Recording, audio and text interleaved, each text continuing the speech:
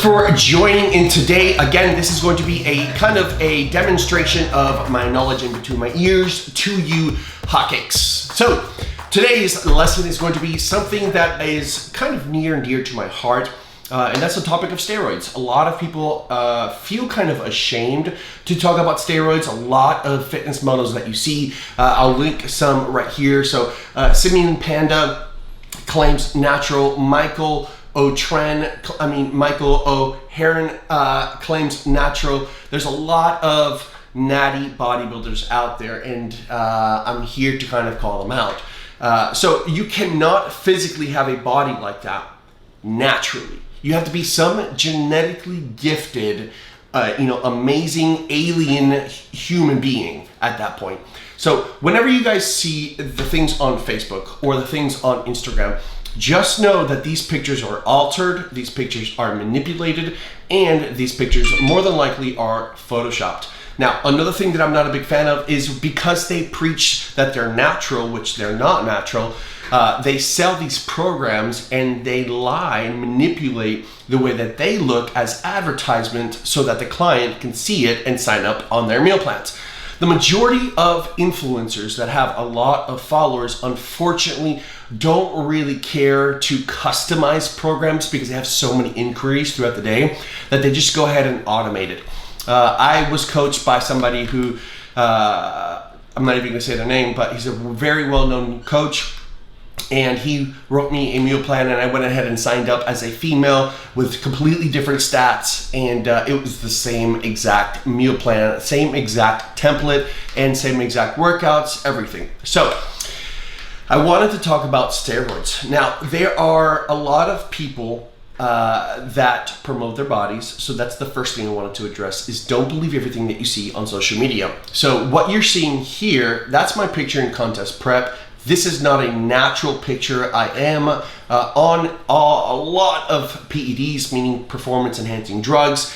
And so what happens is people believe that they can achieve what I have achieved naturally, and some very well maybe, but the majority of people probably won't be able to reach that naturally. So that's my first issue, is let's start being honest with what we're doing and how we do that. Now, the second thing that I want to talk about is kind of the pros and cons with steroids. There's a lot of guys doing it, and also girls doing it, and I would consider this called bro science, meaning that they saw somebody in the gym who was big, who again was ripped, and they asked them a cool question like, "Hey, what are you doing?" They built their rapport, they built their friendship, and ultimately what happens is this person tells person A, "Hey, I'm taking gear, I'm taking this and that, I can find it for you." So this is bro science, because a lot of guys inside of the gym that do not know what they're doing will typically find it for somebody, find it on the street. Now, the majority of any protocol that you're taking, from British Dragon, from British Labs, from AlphaGen, all of these people is actually made in a lab at somebody's house. So you have to be very careful with what you're actually doing, where you're actually getting it from. I know a lot of guys that think they were injecting testosterone when really they were just injecting olive oil. So you want to be very careful with the source that you get. Now, a lot of people just take testosterone. This is testosterone. That is called testosterone cypionate. There's also another one called testosterone enanthate, another one called a testosterone propionate. Now, these all have different half-life. They last long and some last quick. Some spike your testosterone real quick. But if you know somebody who's just injecting testosterone exogenously and they're not continuing their protocol by taking a pill or a shot in the stomach, being HCG, these shots are considered subcutaneous.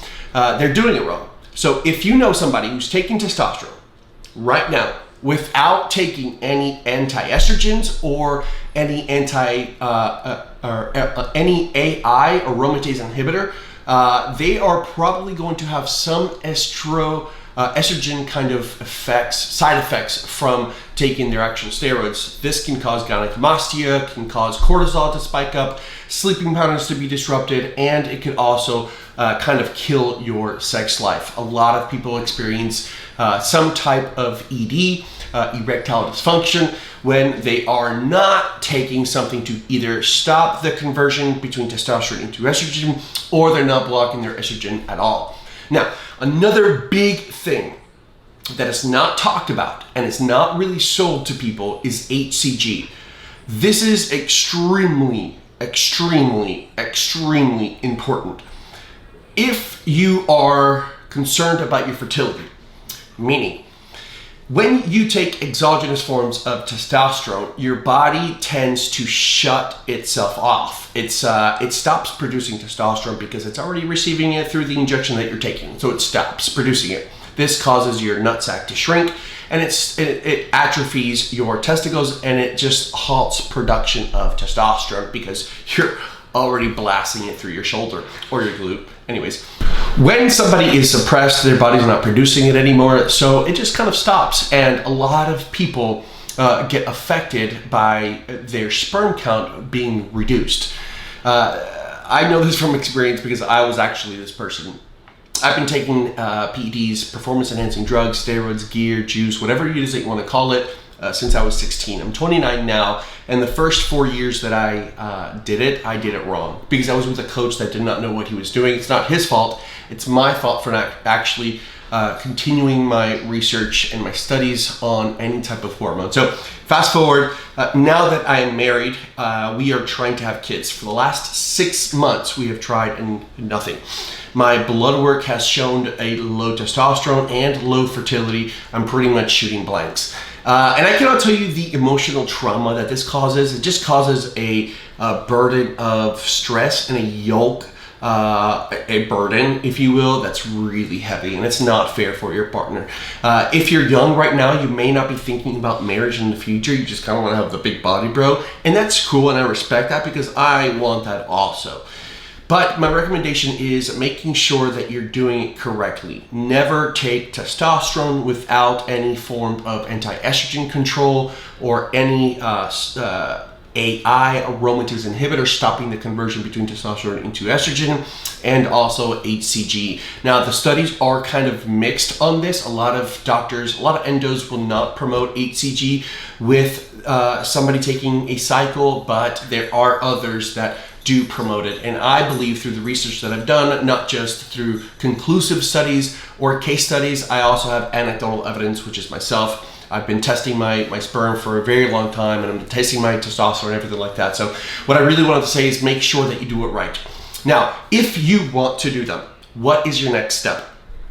The next step is find a coach. Find a coach who knows what they're doing, who has experience in the industry with any type of hormones. They understand protocol. They have people already who they're doing it with, and they kind of can guide them into what they should and should not take. After that, the coach should make you go get blood.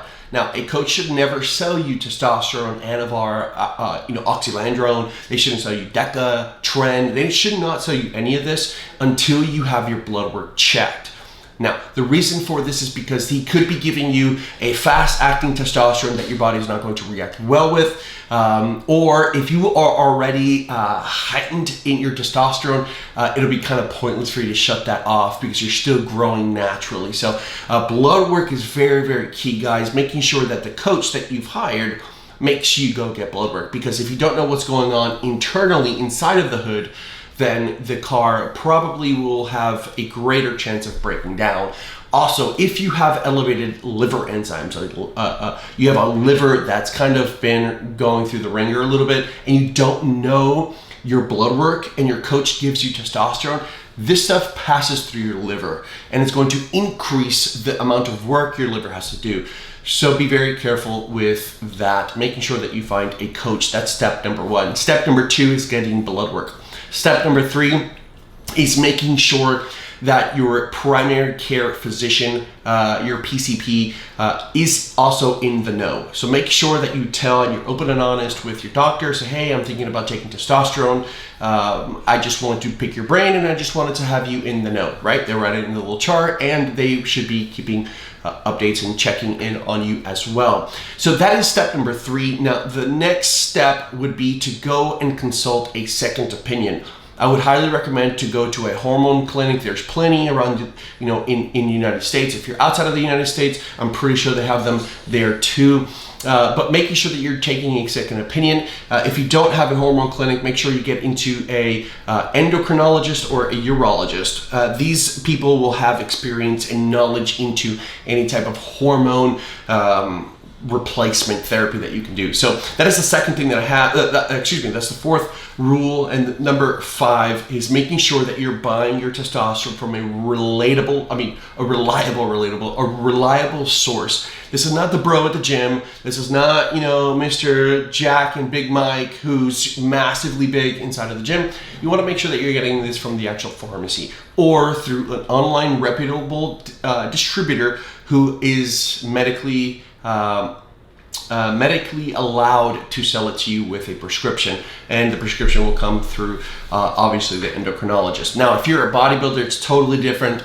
The coach should be able to lead you into blasting, because no doctor is going to allow you to take a high dosage of testosterone, high doses of Deca or Nandrolone or Boldenon. They're not going to allow you to take this stuff. They can't prescribe it to you legally, so you will have to go to the black market. Now you're starting to get into things that could be, you know, man-made, not man-made, but like homemade, like in a lab inside of someone's home. So I just really wanted to let you know to be careful on that. So if you guys have any questions about testosterone, feel free to email me, message me on Instagram at HolyFitGym. Let's talk, man. If you know somebody who's doing it wrong and not, you know, doing the protocol that I have designed for them to do, I would have them reach out, or just you reach out to me. Let me kind of inspire you to kind of help them and guide them into doing it correctly. So until next time, guys, please subscribe, by the way, and like this video if you want more of this stuff. See you later. Peace.